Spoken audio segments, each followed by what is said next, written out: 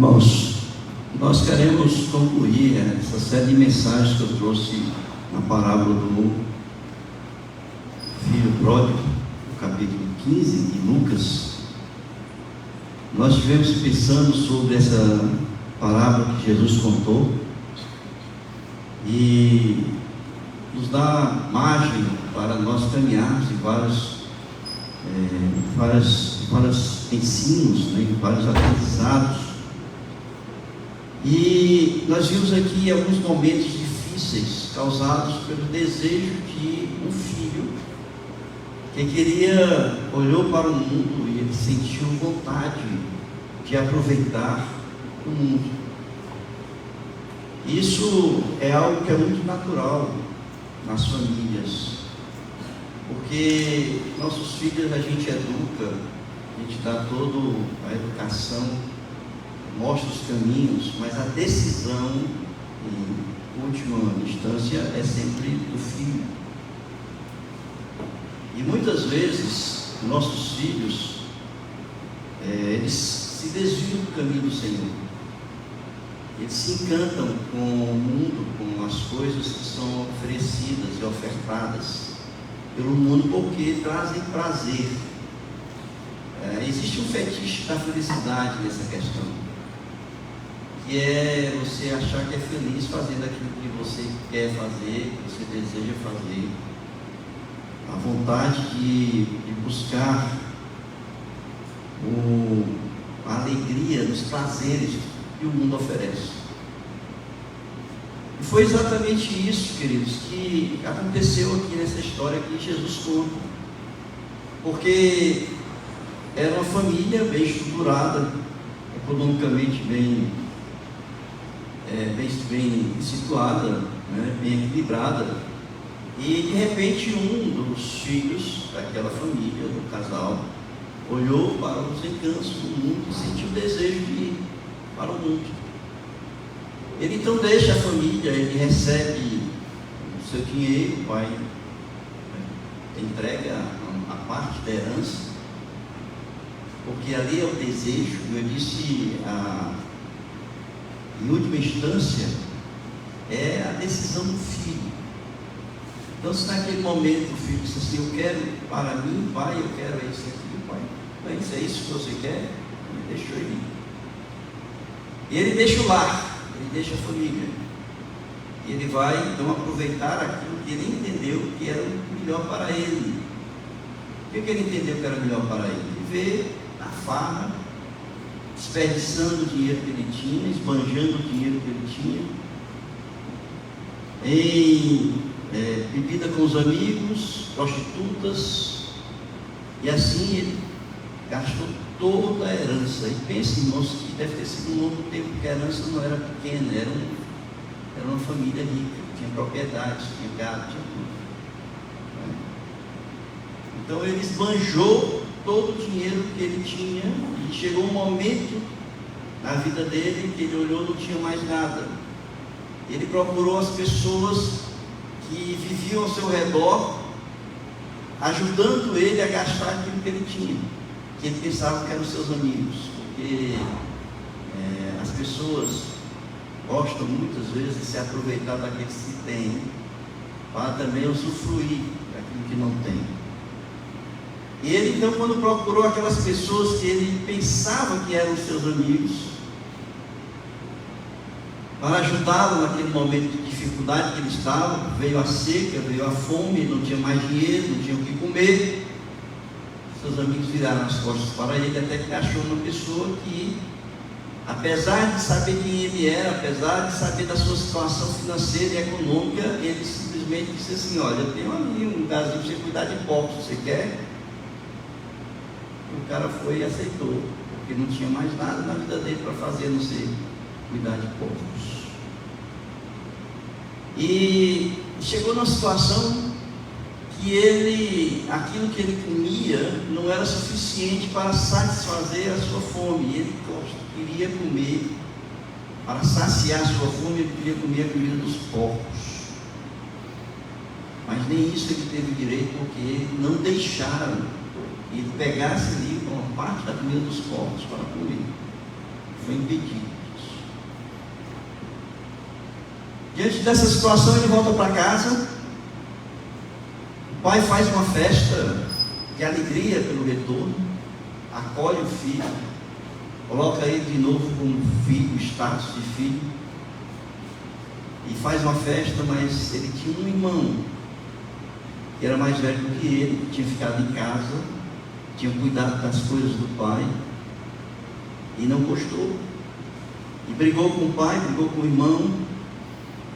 E essa é uma história, irmãos, que a gente conhece essa história, uma parábola que Jesus contou, a gente conhece.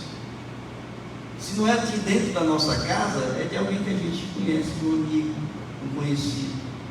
Mas a história é nossa, faz parte da nossa vida, né?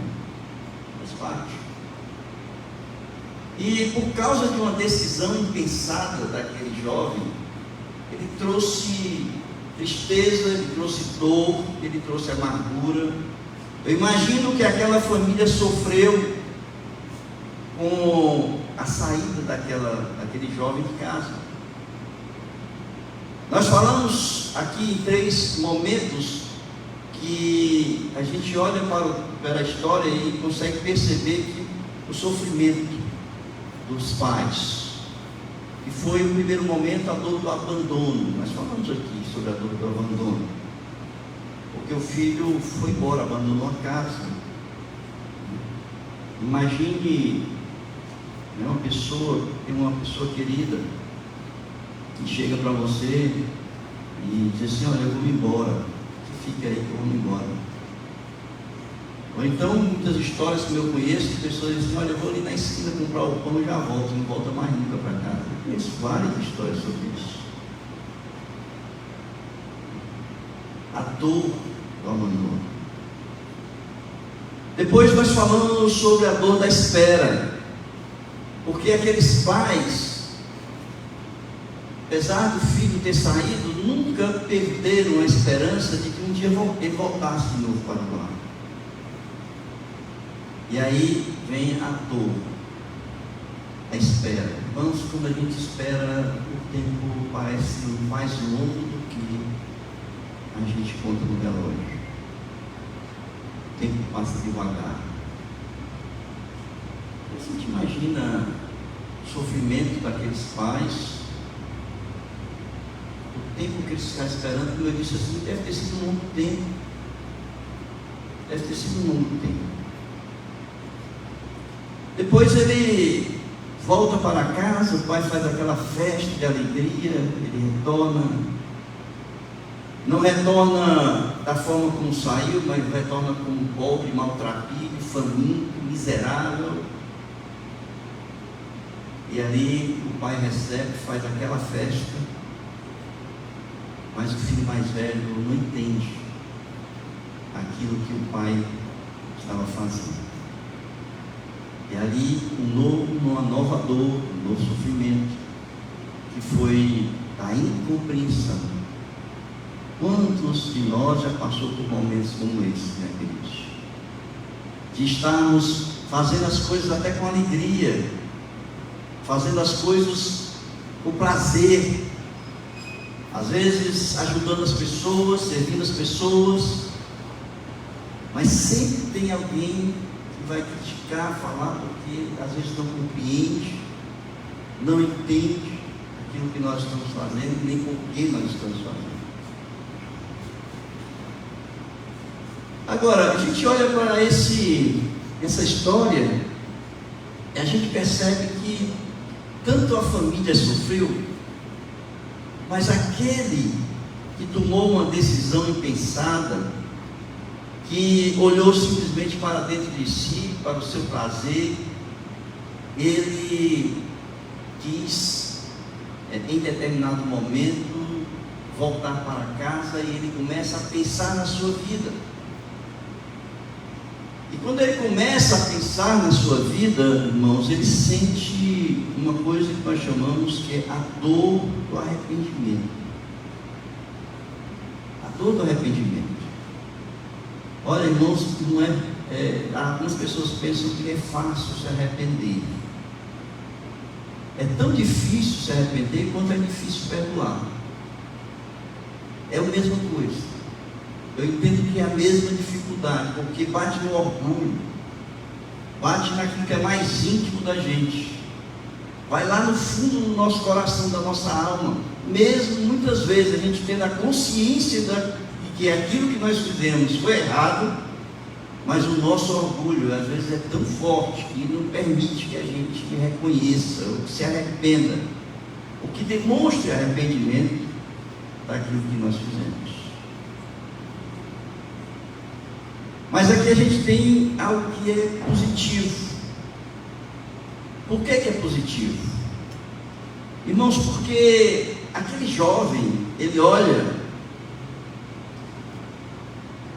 para 3 momentos da sua vida. 3 momentos da sua vida. Ele olha para um momento em que ele vivia na casa do seu pai. Ele olha para o momento que ele saiu da casa do seu pai, o momento da sua pseudo-felicidade. E é o momento em que ele estava agora na miséria, morrendo de fome. E ele começa então a olhar para esses 3 aspectos e ele se arrepende da sua vida, da decisão que ele tomou na sua vida, de ter saído de casa, de ter gasto todo o seu dinheiro, porque tudo aquilo que ele fez só fez o mal para si mesmo. E ele se arrepende daquilo que fez. Nós vemos aqui então a coragem de um jovem que olhou para o seu estado e ele quebrou o seu orgulho, mesmo porque no estado em que ele estava, eu acho que nem tinha mais orgulho, porque ele se humilhou a tal ponto de ter que pedir para os outros e aceitar o emprego que lhe ofereceram, que foi cuidar dos povos. A gente pode dizer que naquele momento ele estava simplesmente, irmãos, totalmente peneirado do seu orgulho. Não tinha mais orgulho ali não. Então ele se arrepende e ele disse: vou voltar para casa. Os empregados do meu pai estão tudo lá comendo bem, e eu aqui não posso nem comer as alfarrobas para satisfazer a minha necessidade. Eu quero pensar sobre isso, porque, irmãos, eu sei que aqui, e eu acho que sem exceção, já tomamos decisões impensadas, já fizemos coisas que não devíamos ter feito, e muitas vezes nós olhamos para aquilo que nós fizemos e que reconhecemos que não devíamos ter feito, e nos arrependemos daquilo que nós fizemos. Mas muitas vezes o nosso orgulho, mesmo a gente arrependido, não tem permitido que a gente conserte as coisas. Porque o arrependimento que a gente olha para a Bíblia é um arrependimento, irmãos, que é construtivo. O arrependimento é aquele sentimento de tristeza. Olhe para esse filho pródigo, você vai olhar na história, o que é que ele sentiu no seu coração? Ele estava depressivo, ele estava triste, ele estava numa situação emocionalmente esgotado, e é isso que causa o arrependimento. Quando a gente olha para aquilo que nós fizemos, que nós reconhecemos que aquilo que nós fizemos foi errado, nós começamos a sentir, sabe o que? Tristeza. Tristeza pelo fato de ter feito, pelo fato de ter agido daquela forma, pelo fato de ter muitas vezes falado coisas besteiras que nós não devíamos ter falado, ou magoado alguém, ou ferido alguém, ou ter feito algo errado aí, né? Saído pelo mundo e beber, fumar maconha, cocaína, cheirar pó por aí. Coisa, né? Se prostituir, tanta coisa, né? E a gente olha depois e se arrepende daquilo. E eu sei que aqui nós, de alguma forma, passamos por uma situação como essa. Mas nós passamos por uma situação como essa, Mas eu quero dizer para vocês que o arrependimento é algo benéfico para nós. Todas as vezes que nós temos arrependimento, o arrependimento é um sentimento positivo, porque ele leva a tomar uma decisão, a dar um passo em busca de uma mudança no sentido do pensamento, da forma de agir das pessoas. É diferente do remorso. O remorso, nós passamos pelo mesmo processo do arrependimento. No remorso a gente sente tristeza, a gente sente que fez algo errado, que não devia ter feito.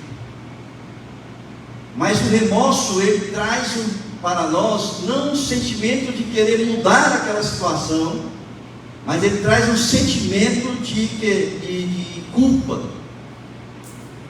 Sentimento de culpa. É diferente do arrependimento. O remorso traz um sentimento de culpa, um sentimento tão grande de culpa que traz a autodestruição da própria pessoa. Essa é a diferença entre o remorso e o arrependimento. É só olhar para o filho pródigo que tomou a decisão de ir ao encontro do pai para mudar tudo aquilo que ele havia feito, transformar aquela situação. Isso é arrependimento. E olharmos para Judas, ele sentiu tristeza, ele chorou. Muitas vezes nós choramos arrependidos, mas no remorso também nós choramos. Muitas vezes nós choramos porque achamos que fizemos algo errado. Então, tristeza, choro, é aquele dor dentro de si. Mas o remorso, ele conduz a pessoa para esse sentimento de culpa de ter feito a uma autodestruição. E Judas, o que é que ele fez? Ele olhou para Jesus, ele sentiu culpa de ter traído Jesus, e ele se suicidou-se, se matou. É isso que traz o remorso. O remorso traz uma autodestruição. Esse texto ele é muito rico, porque na verdade a gente pode pensar naquelas pessoas que se afastaram de Deus, as pessoas que saíram da presença do Pai, que vivem no mundo, que vivem perdidos sem Deus. E a gente pode dizer então que esse pai é a figura de Deus, a gente pode dizer que esse filho são os homens. Na verdade, contextualmente, se a gente fosse olhar verdadeiramente, Jesus está falando ali de Deus e os judeus, Deus e Israel, que abandonou Deus. A gente pode pensar na gente, nós que nos afastamos de Deus, que estamos distantes de Deus, estamos vivendo em um mundo, aproveitando a nossa liberdade que Deus nos dá, de poder usufruir daquilo que o mundo nos oferece. Nós estamos vivendo tudo aquilo que as oportunidades nos estão dando, o prazer da alegria que o mundo nos oferece. E a gente não sabe que nessa caminhada distante de Deus, nós estamos caminhando como filho pródigo para um momento em que ele vai estar totalmente abandonado, não apenas por Deus, porque ele mesmo abandonou o Senhor, mas pelas pessoas, pelo mundo, pela vida que a pessoa está levando. Eu quero então pensar com vocês nesse momento aqui de um retorno. Quais são os passos para o arrependimento, para nós voltarmos para a nossa casa, para o nosso lar celestial? Quais são os passos que nós devemos dar para que nós possamos olhar aquilo que nós fizemos errado e a gente se arrepender e reconstruir a nossa vida por aquilo que nós fizemos de errado? Eu não sei se vocês têm algum momento assim na vida de vocês, precisam se arrepender. Mas eu quero mesmo assim, tendo ou não tendo, olhar para a vida do filho pródigo e trazer para vocês aqui nesta noite alguns passos que nós devemos pensar. Primeiro, entender que a tristeza que nós sentimos de arrependimento, a dor do arrependimento, ela nos leva à salvação, enquanto que a dor do mundo, o pecado, nos leva à perdição. Eu quero mostrar aqui um texto para vocês. Está aí? Ele fala assim: porque a tristeza, segundo Deus, produz arrependimento para a salvação, que a ninguém traz pesar, mas a tristeza do mundo produz morte. Significa dizer que a tristeza segundo Deus, ou seja, de fazer as coisas, muitas vezes nós não queremos fazer, mas que é aquela tristeza de seguir a vontade de Deus. Essa tristeza, ela nos leva à salvação. Mas a tristeza que é aquela de nós fazermos as coisas do mundo, nos leva à morte e à perdição. Então essa dor, você pode estar sentindo de querer se arrepender, de estar com vontade de se arrepender, essa dor vai trazer você para a paz do seu coração e para o retorno à casa celestial. Então eu quero passar com vocês aqui, eu vou pular alguns pontos, tá? Eu quero mostrar para vocês os passos que nós enxergamos aqui nesse texto. Primeiro é o choque de realidade. Irmãos, é aquele momento em que o filho pródigo, ele está olhando para todas as perspectivas da sua vida, aquele momento da miséria, a miséria emocional, a miséria física, tudo que ele estava passando naquele momento. Ele olha para si, ele olha como um filme que está passando ali aos olhos dele naquele momento. Então ele olha dentro da sua casa com o pai, e ele vai então olhar quanto ele era feliz. Eu era feliz e não sabia, né? Aquele velho ditado, né? Eu era feliz e não sabia. Porque muitas vezes a gente só sabe o que tem de bom quando a gente perde, né? E ele então sai de casa porque foi gozar a vida. Ele agora está olhando para o que ele perdeu dentro de casa. E agora ele olha para a sua vida de prazeres, totalmente diferente da casa dele, porque na casa dele tinha regras. Na casa dele ele tinha alguém que mandava nele, que era o pai dele. Na casa dele ele tinha que trabalhar. E agora no mundo, o que ele tinha que fazer? Ninguém mandava nele, ele estava mandando nele mesmo, ele fazia o que ele queria. O horário, ele acordava na hora que ele quisesse. Ele levava uma vida de liberdade, uma libertinagem. Mas entre o que ele tinha com o pai dele, em regra ele tinha tudo. Ele nunca passou fome nem miséria, mas aquilo que ele estava levando, a vida que ele gozava, levou ele à miséria e à perdição. Então eu coloquei aqui que nós precisamos ser confrontados com a verdade, queridos. O primeiro passo para que a gente se arrependa, a consciência de ter feito algo errado, ou de ter tomado uma decisão errada, seja por atitudes impensadas, não acontece sem que o indivíduo seja confrontado com a realidade dos fatos vividos. Ou seja, enquanto você não for confrontado com a sua realidade, com a realidade do que você passou, do que enfrentou, daquilo que você fez, você não vai pensar em se arrepender. É isso que o pródigo passou, em primeira instância. Ele se deparou com a sua situação de miséria, que permitiu ser confrontado com a sua realidade anterior. Depois, nós vamos ver aqui, espera aí, irmão, deixa eu passar aqui, aquela negócio ali eu não enxergo não.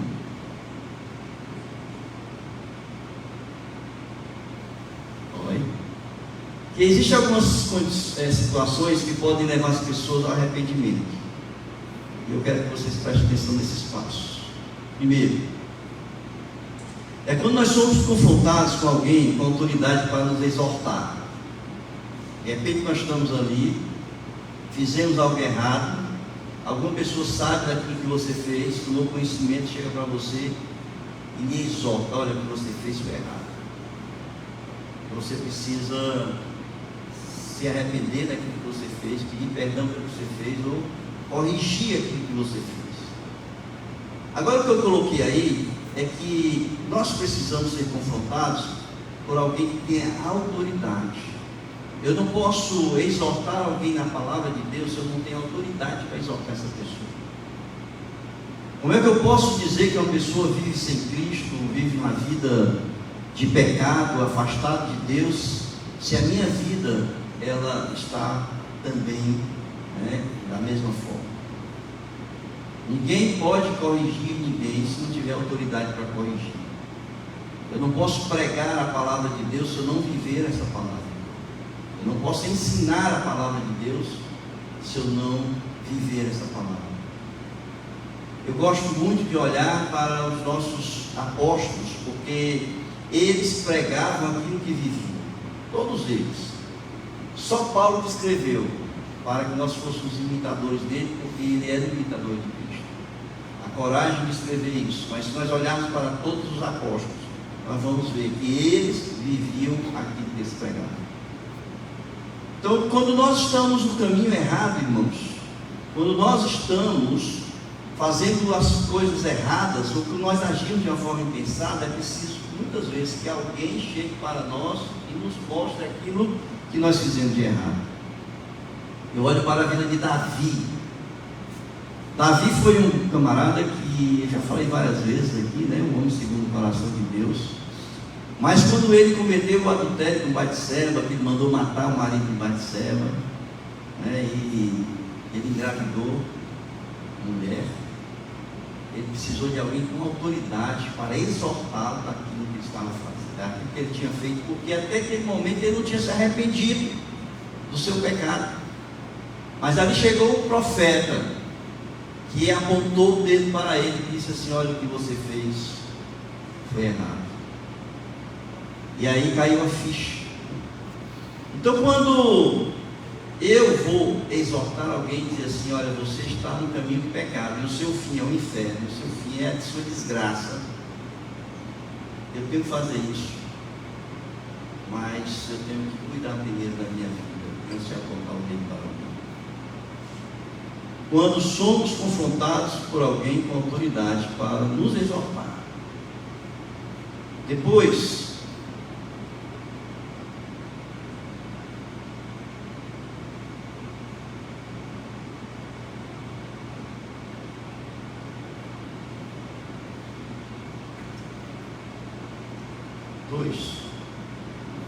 não estou aprendendo, acho que eu esqueci esse negócio aqui.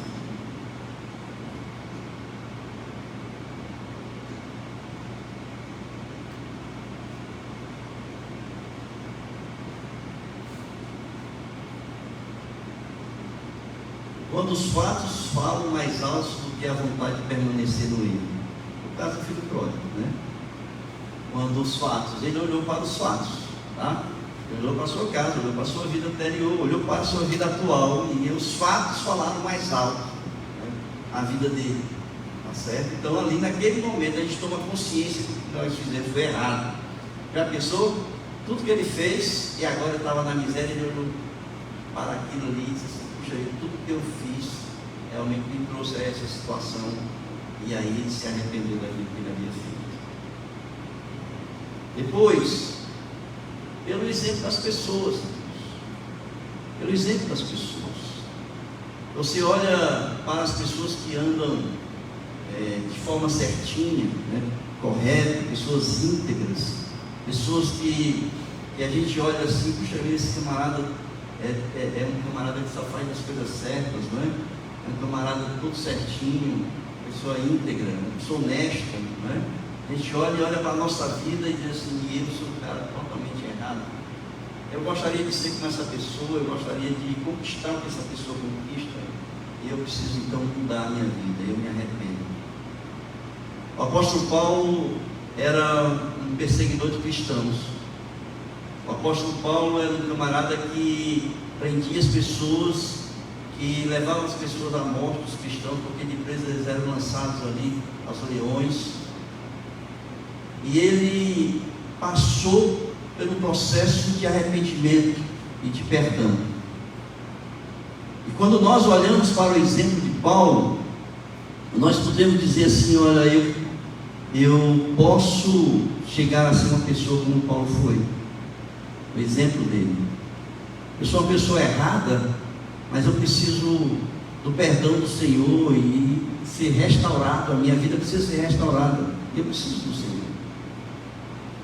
É só quando muitas vezes nós olhamos para as pessoas que dão testemunho de vida aqui na frente, e vão contar a sua história de vida, que eram traficantes, que eram maconheiros, que andavam no tráfico, que eram assassinos, que eram...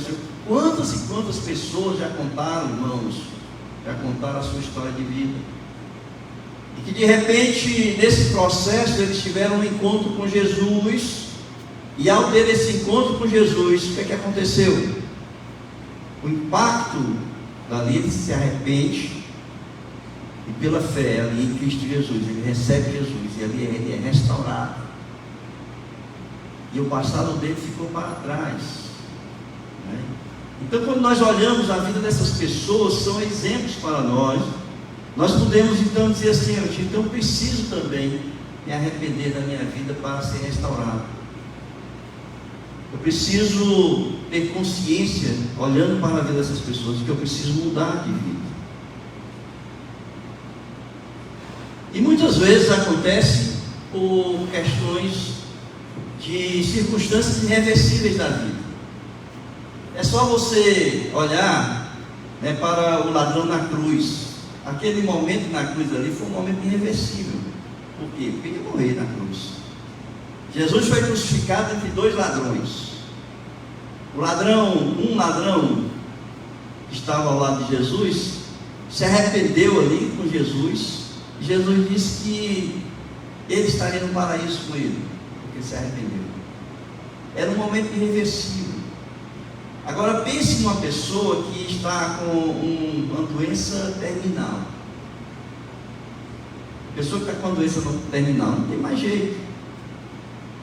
A gente olha para a pessoa e a gente vê que não tem mais jeito, pelo menos aos olhos humanos. Tem aos olhos de Deus, aos olhos humanos não tem. E você oferece a essa pessoa, né, o arrependimento, o perdão dos pecados. E ali, no momento em que ele está indo, a pessoa reconhece, né, que precisa se arrepender para ir para o céu. Tem pessoas que não se arrependem. Eu mesmo já preguei para uma pessoa, uma semana depois ela morreu. Estava com câncer no pulmão, todo invadido. Eu fui visitar essa pessoa. Essa pessoa foi uma colega minha do IBAMA. E eu preguei para ela. E eu fiz o apelo para aceitar Jesus, e ela foi me exortar, dizendo assim: você vem para cá, em vez de me consolar, você está querendo que eu me converta. Uma semana depois ela morreu.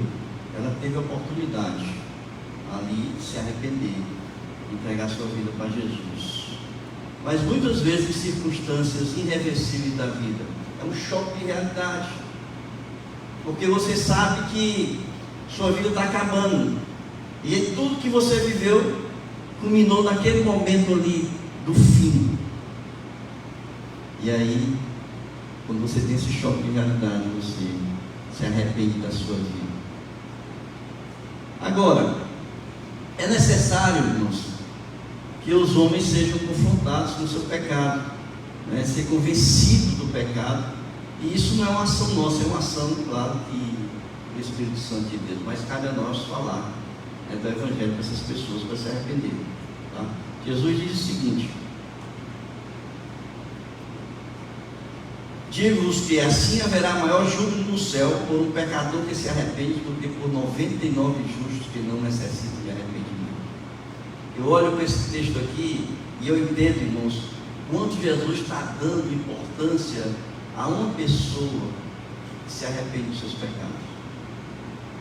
Jesus está olhando ali, são 100 pessoas, mas somente uma delas, daquelas 100 ali, uma delas se arrepende. Jesus chama a atenção e ele fala isso, e é escrito nos evangelhos isso que ele falou, que é o maior júbilo no céu por um pecador que se arrepende, do que as 99 justos que estão lá no céu. A importância que tem da gente conduzir as pessoas a ter consciência da necessidade de se arrepender de seus pecados e receber o perdão de pecados.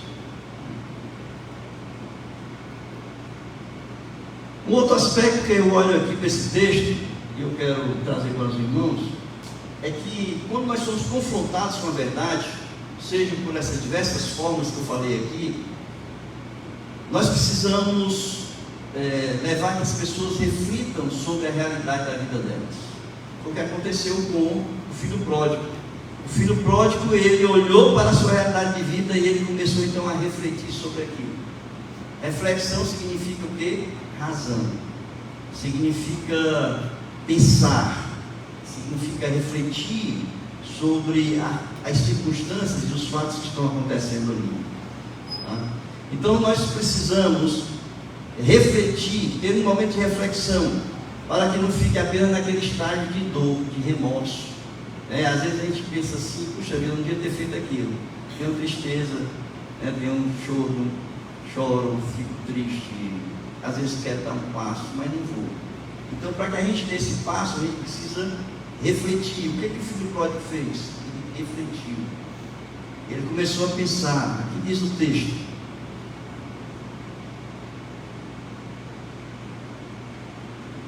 então, caindo em si, olha a reflexão dele. Quantos trabalhadores do meu pai têm pão com fartura e eu aqui morro de fome? Levantar-me-ei e irei ter com meu pai e lhe direi: Pai, pequei contra ti, contra o céu e diante de ti. Já não sou digno de ser chamado teu filho. Trata-me como um dos teus trabalhadores. Então veja, o que a reflexão nos traz? A reflexão nos traz uma tomada de decisão. Foi isso que aconteceu? Ele refletiu sobre a situação dele, ele pensou sobre tudo aquilo que estava acontecendo, as causas que levaram aquilo ali, e ele disse assim: agora, então eu vou tomar uma atitude para mudar essa situação. E aí ele volta para casa. Então, o pródigo, diante das circunstâncias, ele refletiu e ele sobre a sua vida, e ele deve ter uma tomada de decisão positiva. Por isso é que todo arrependimento leva a uma situação positiva na nossa vida.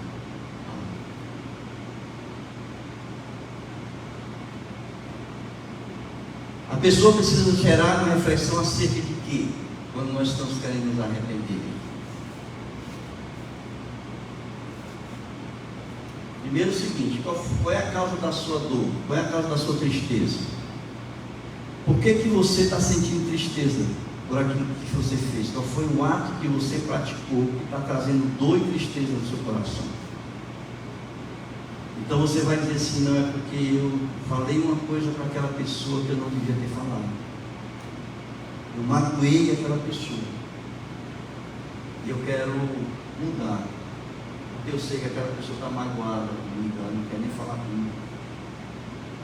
Eu passo, ela vira as costas, sai de perto de mim. E a pessoa então se toca que realmente fez alguma coisa errada. E aí ela começa então, a sentir tristeza, dor, e a gente precisa refletir: por que eu estou triste? É porque eu magoei aquela pessoa.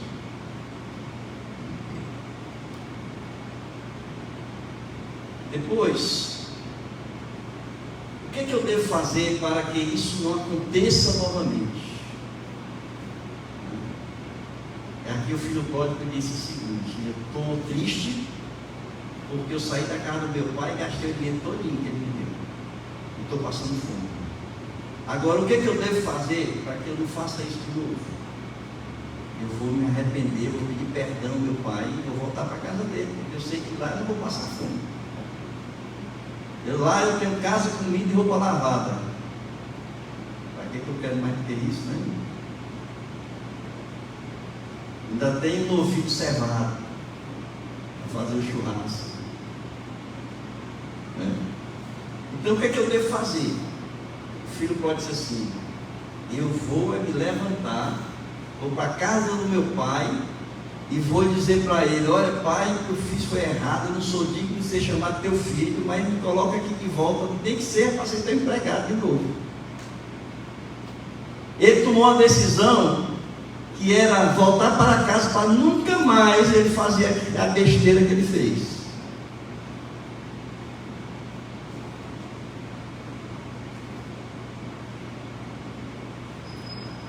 Olha aí, Freud tomou a atitude de voltar para casa e pedir perdão ao pai. Né? É por isso que quando a gente olha para o pecador, e a gente fala: vai ficar no pecado, vai morrer em pecado, vai para o inferno.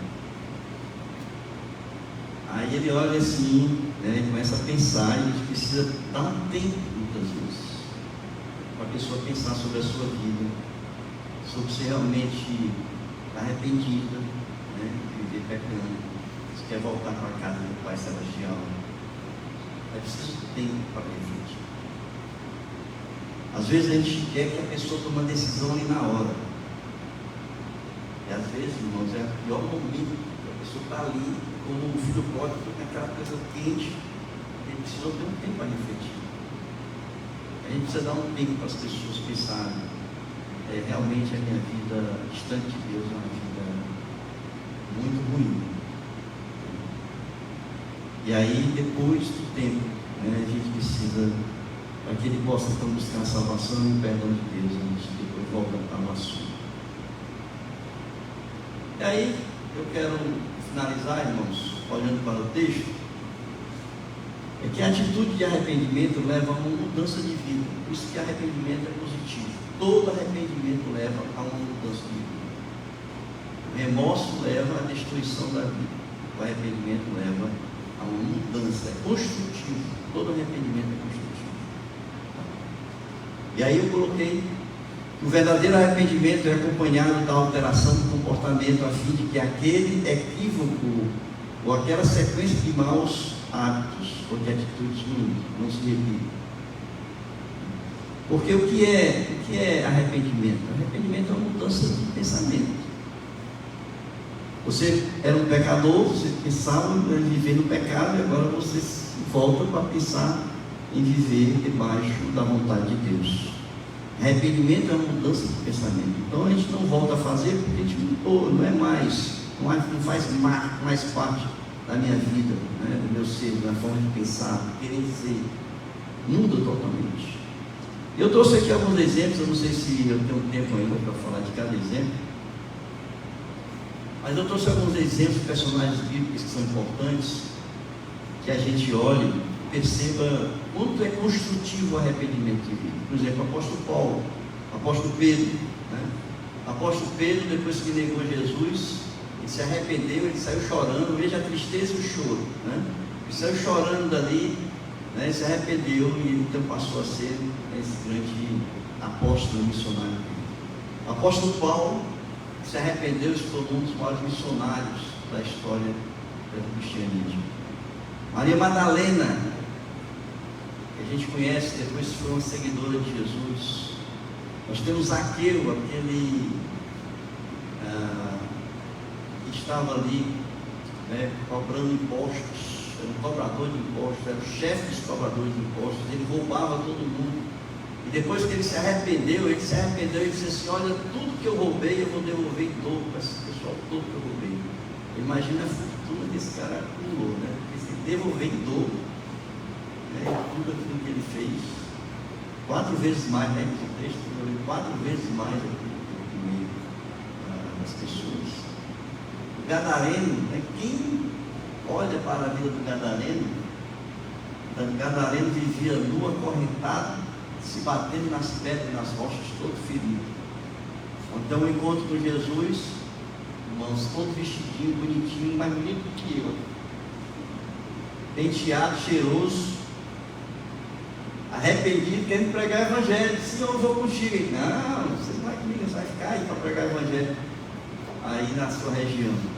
Então são pessoas, são personagens que a gente olha E olha, ele diz assim, né? É necessário, irmãos, nós passarmos pela dor do arrependimento. Se você fez alguma coisa errada, arrepender-se não é ser uma pessoa, deixe de ser uma pessoa orgulhosa, seja humilde, reconheça os seus erros, se arrependa daquilo que você fez. Não é vergonha se arrepender de um ato errado, pelo contrário, é coragem. É coragem de reconhecer quando nós erramos e a gente pede perdão. Coragem de reconhecer quando nós erramos, nós chegamos para a pessoa, muitas vezes nós ofendemos, e nós falamos para ela que nós erramos. É coragem, não é vergonha. As pessoas não fazem isso porque acham que é humilhação, que é vergonha. Mas nós precisamos vencer isso aí. Eu fui uma pessoa, coloquei o meu testemunho pessoal, porque eu tive que passar por esse processo de arrependimento. Eu fui uma pessoa difícil. Passei 15 anos ouvindo o Evangelho. 15 anos ouvindo o Evangelho. E eu era uma pessoa do mundo. Eu bebia, fumava, andava em festas.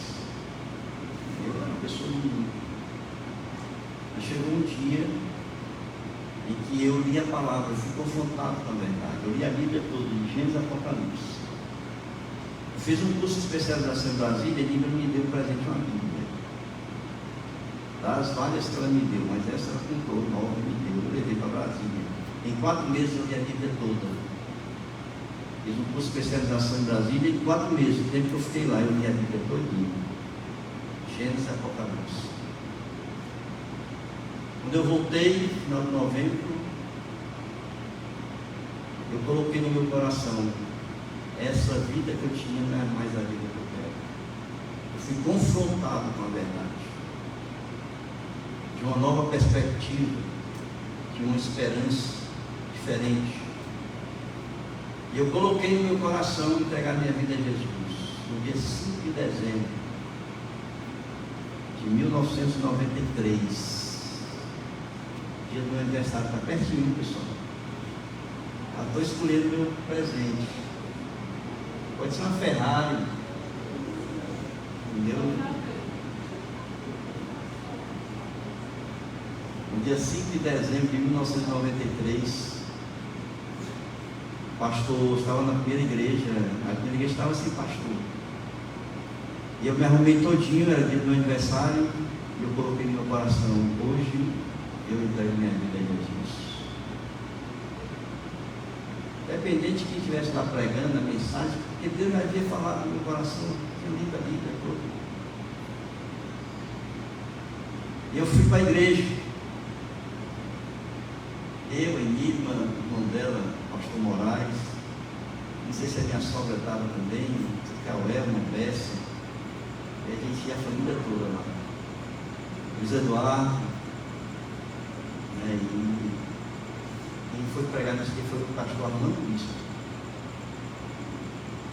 E aí ele estava pregando, falando sobre o Espírito Santo.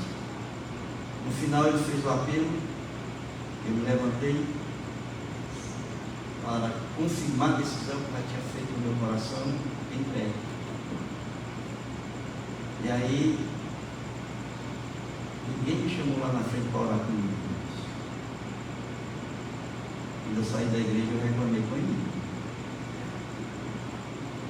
Todo mundo se levanta aqui, falando a Bíblia, é chamado para orar, e não me chamaram. Ora, o que acontecia? Deu 15 anos que eu frequentava a igreja. Eu participava da escola bíblica, eu era dizimista. Não era convertido. Participava da igreja. Todo mundo pensava que eu já era crente, mesmo que pensasse que fosse uma reconciliação, era para piorar de qualquer forma. Aí ele pensou assim, não, deve ter pensado que foi uma reconciliação. Aí ela foi falar com a diretoria da igreja. E aí falou com a diretoria lá da igreja, né? Era o irmão Aristóbulo do Guga e a irmã Wanda. A irmã Wanda era a professora dos novos recebidos. Aí foram lá falar comigo, não sei o que, aquela história toda, né? Depois de várias desculpas. eu entro lá na sala dos catecúmenos, começo a fazer meu processo de discipulado. Agora, irmãos, eu quero contar uma história para vocês. Eu me converti no dia 5, entreguei minha vida a Jesus no dia 5 de dezembro de 1993. Em janeiro de 1994, eu fui para o seminário, pedi para fazer o curso do seminário. Os seminários batistas, eles não aceitam pessoas que tenham menos de 2 anos como membro de igreja. Tem que ser batizado dentro da igreja. E eu era recém-convertido. Cheguei lá, falei com o reitor, que era o pastor, aquele cara aqui lá, era o reitor lá do seminário, pastor, não foi até da memorial ele, Nogueira, pastor Nogueira. Pastor Nogueira, cheguei lá, ele era o reitor do seminário. Aí comecei a conversar com ele, que me convertido e tal, não sei o que, ele olhou para mim, e disse assim, tá certo, nós vamos me aceitar como aluno do seminário. Mas você vai ajudar o seminário, já que nós estamos ajudando você. Perguntou qual era o meu propósito, ele disse, não, meu propósito é conhecer a Bíblia, eu quero estudar a Bíblia, eu quero conhecer. E aí ele disse assim, você vai nos ajudar, você vai ser nosso professor de sociologia, né? Porque havia feito um mestrado de sociologia. Ele, tá bom, então eu vou ensinar, você é aluno e ser professor do seminário. Comecei no seminário. Em 1994. E aí, no seminário,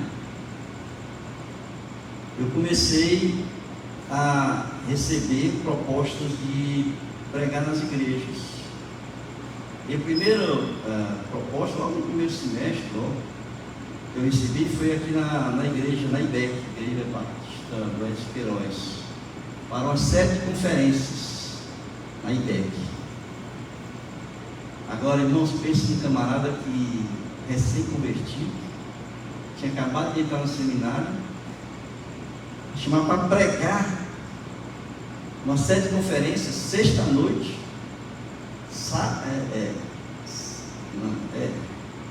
sexta-noite, sábado à noite, domingo de manhã e domingo à noite. 4 mensagens. Aí chega aquele friozinho na minha barriga. E eu disse assim, rapaz, o que é que eu faço? Eu falava assim. E aí eu aceitei, porque eu disse o seguinte, se eu rejeitar, se eu disser não, o Senhor nunca mais me chama para pregar. E eu fui. E eu preguei sexta-noite. E eu preguei sábado à noite. E sabe qual foi que eu preguei? Sobre pecado. Preguei sobre pecado sexta-noite, sobre pecado sábado à noite, sobre pecado domingo de manhã e sobre pecado domingo à noite. Eu nunca falei tanto sobre pecado. Mas o Senhor, depois disso, nunca mais deixou de me convidar para pregar a igreja. E em 1995 eu fui convidado para assumir a Igreja Batista Nova Vida, lá em Cordão Palmeiras. Foi meu primeiro ministério sem ser pastor, em 1995. Eu assumi com a minha família, eu e minha, o guarda assumimos lá a igreja. Cheguei lá, tinha 19 membros, Igreja Batista Nova Vida. Saí de lá com a frequência de 300 pessoas, 6 anos de ministério na igreja. E aí, em 2002, depois que eu saí, voltei para aquela igreja, fui convidado para vir para cá. Nós começamos o trabalho, eu e menino, começamos esse trabalho aqui em 2002. Por que eu estou contando essa história, irmãos? Porque nada melhor do que você estar vendo uma pessoa que olhou para a sua vida, foi confrontado com a verdade da palavra de Deus, se arrependeu da sua vida, se entregou para Jesus, se colocou nas mãos dele, e ele mudou a minha vida. Eu penso no tempo que eu era do mundo, o sofrimento que eu causava na família É a minha esposa e é o meu filho. Uma vez eu chegando em casa, eu abri a porta do quarto, o Zé Eduardo estava, era menino ainda, nem lembro quantos anos ele tinha. Estava de joelho orando, pedindo a Deus que eu não morresse antes de me converter para eu não ir para o inferno. Né?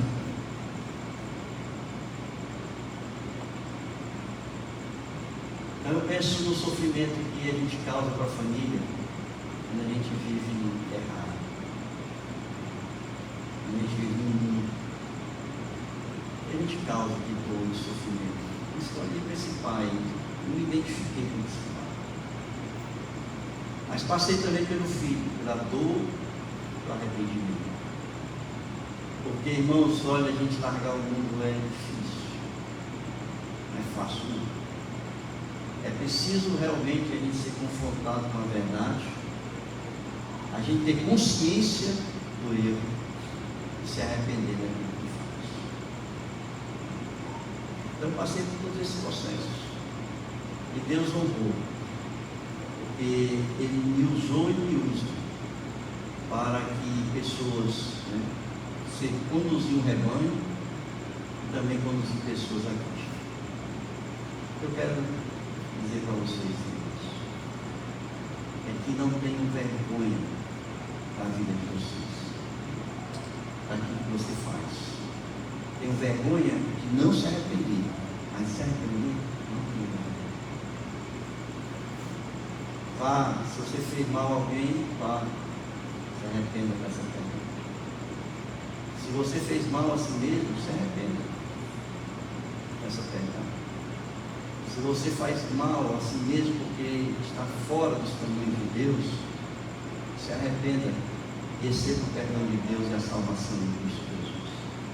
E você vai ver quanto Deus vai mudar a sua vida quando nós somos humildes e reconhecemos o nosso erro. Amém? Curvem suas cabeças.